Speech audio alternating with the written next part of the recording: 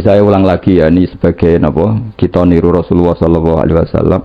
Wong mukmin kabeh kudu salimus sodri, napa salimus tapi selamat dadane. Kalau hormat sama semua orang se-Indonesia yang memberi kontribusi pada agama ini, saya hormat.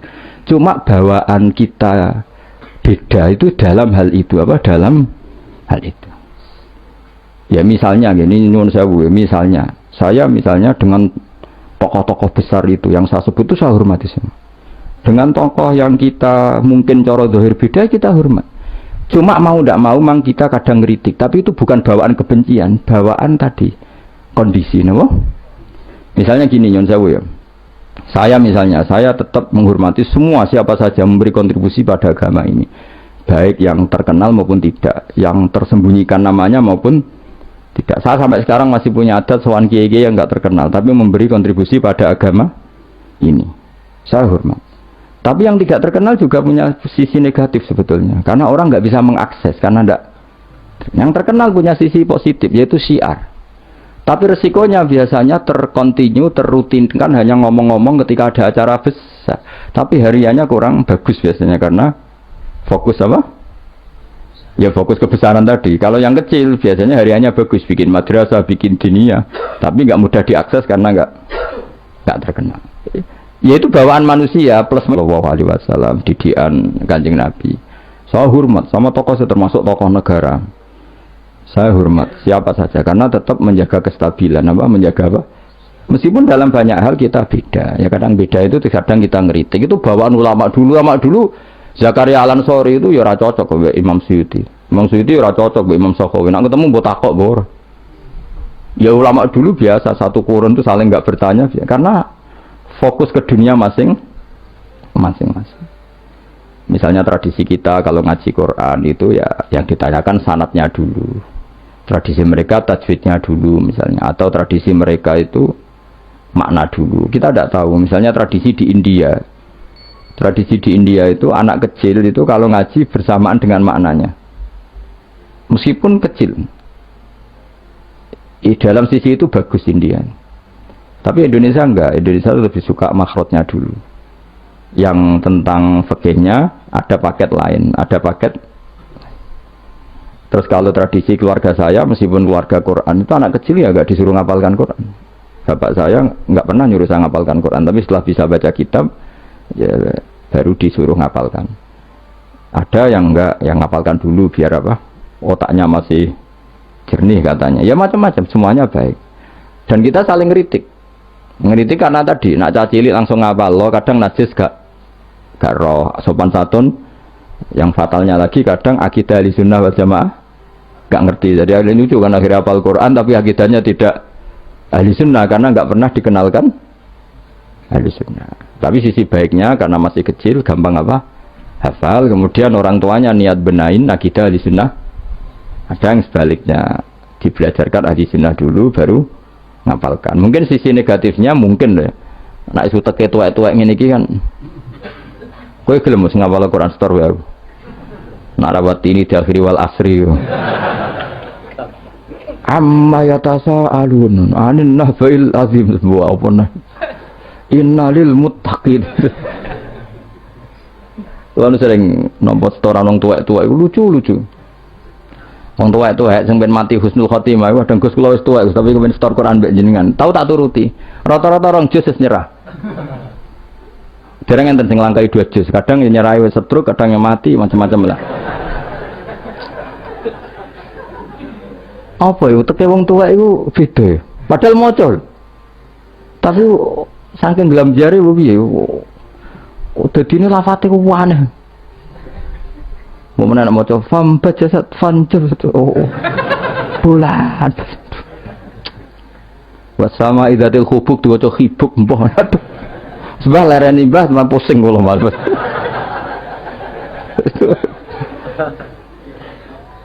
dadi duwe khayal dhewe lho.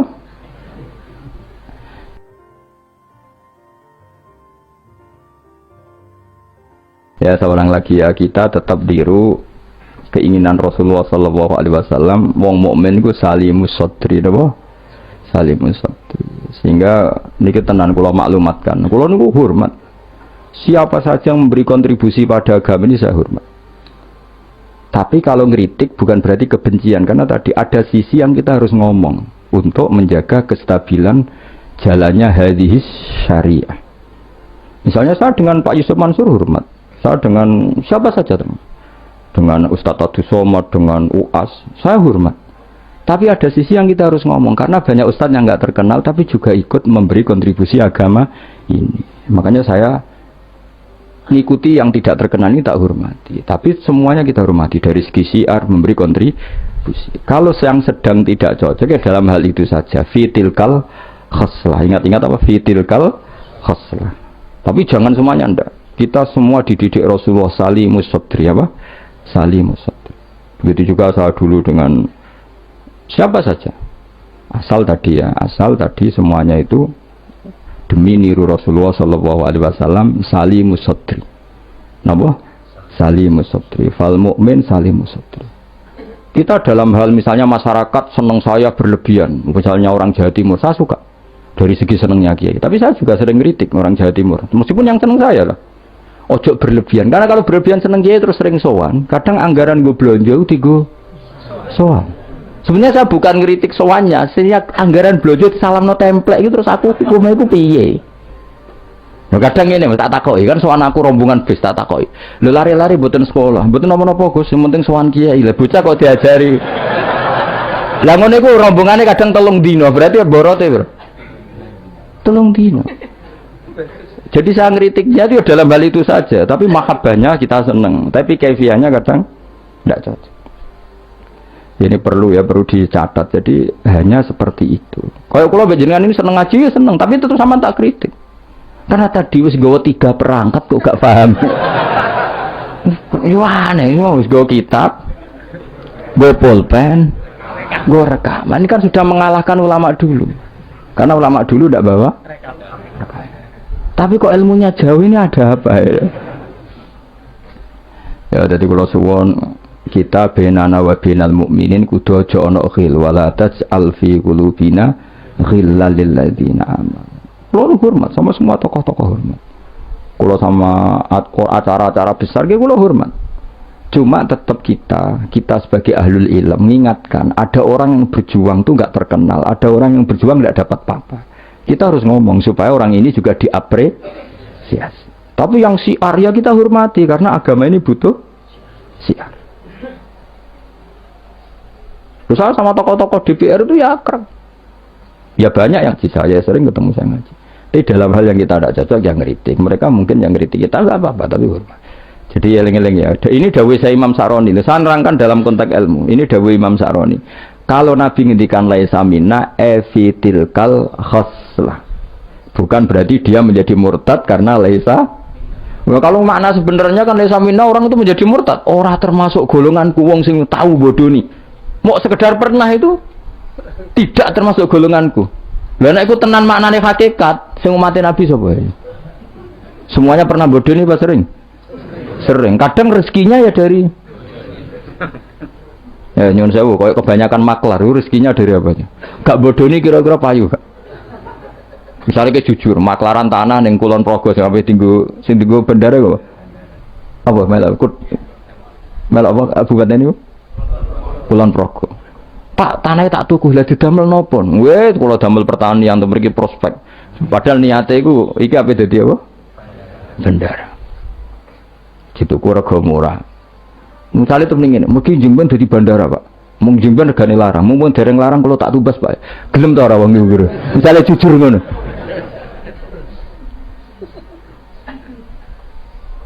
Misalnya ana wong sponsor umroh. Ayo umroh ning Rasulullah. Ben aku sugih, mergo nek ana umroh aku sugih. Gak payu umroh. Tapi nek muni ngene, wong kudu kangen Nabi, kangen Ka'bah. Wong ora kangen Nabi Ka'bah. Carane kangen yo umroh. Mandidi, sing jujur bae sing rapati jujur. Enggak jawab bae kira-kira wae. Mandidi.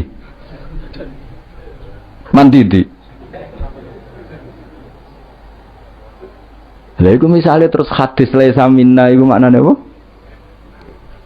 Hakikat. Jadi saya ulang lagi ya, jadi Jokulino nyimpulkan karena nyimpulkan itu resiko. Karena tadi konteks apa konteks fikih itu jelimet, apa konteks fikih itu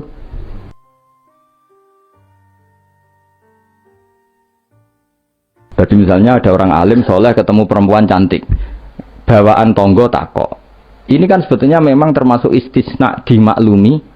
Nak ketemu faktor tonggo, faktor belajar, faktor berobat kan nazarul ajnabi dan ajnabiyah pengecualiannya kan apa? Muamalat, berobat, syahadah, ya ada beberapa lah. Tapi terus nyimpul loh, oh ternyata jagoan mbek wong ayu iku oleh. Dan justru wong alim nyaman nak jagongan mbek wong ayu di depan umum. Nak wong ra alim kan malah seneng nak dhewean malah keliru dul. Kowe nak duwe tangga ayu ajene malah lumayan jagongan di depan umum dul.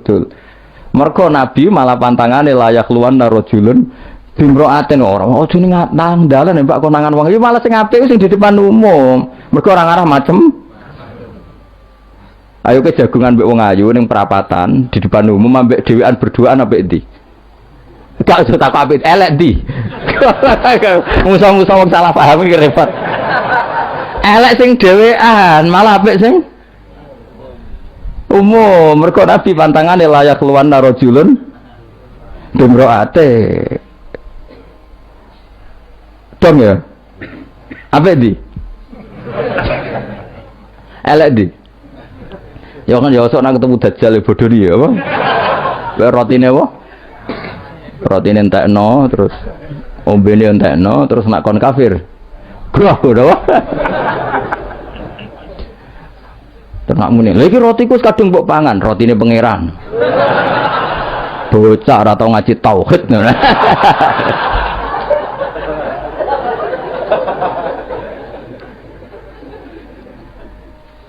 Ya jadi saya ulang lagi ya, jadi kita sama semua yang memberi kontribusi pada agama ini kita hormat. Cek terkenal, cek ora terkenal. Tapi dalam hal yang kita tidak cocok kita harus ngeritik. Tapi jangan kebencian. Saya ulang lagi jangan. Karena kalau nggak ada ngeritik repot kayak tadi. Saya yang ketermaksa ngeritik wiridan. Mana ada orang soleh ngeritik wiridan? Tapi harus saya ingatkan sebagian wong eling pangeran itu sebenarnya eling nafsunya dia ngajukan proposal kepada Allah. Gayanya wiridan tapi sebenarnya ya itu tuh. Lah nek ini seneng Allah tenan dijak bakas halal haram kan suka. Mergo iku ketentuannya Allah Subhanahu. Malah kadang mending ngene, ngaji halal haram ora penting, sementing ndonga. Mergo ndonga mukhul ibadah. Mendarane ngaji ra penting kok sarap, ngaji kok ora penting. Jadi karena sama-sama berlebihan ini kita sebagai orang alim harus ngomong.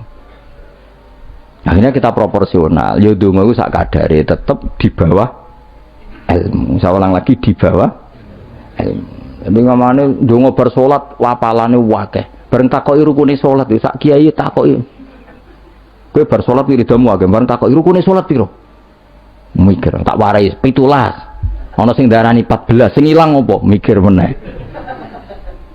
Padahal bar salat wiridane ya dadi sing ngitung piro hen 13 iku menjadikan tumakninah 4 sebagai paket sito. Jadi rukuk maat tumak nina, sujud tumak nina. Lah yang satu ngitung tumak nina itu menjadi rukun sendiri, maka ditambah 4 menjadi 17. Terus ada ulama mengatakan 18 karena mewajibkan niatul khurud minas sholat. Jadi sebelum assalamualaikum niat keluar dari sholat, karena takutnya kalau nggak niat keluar dari sholat dia apa kenalan mbek pinggire.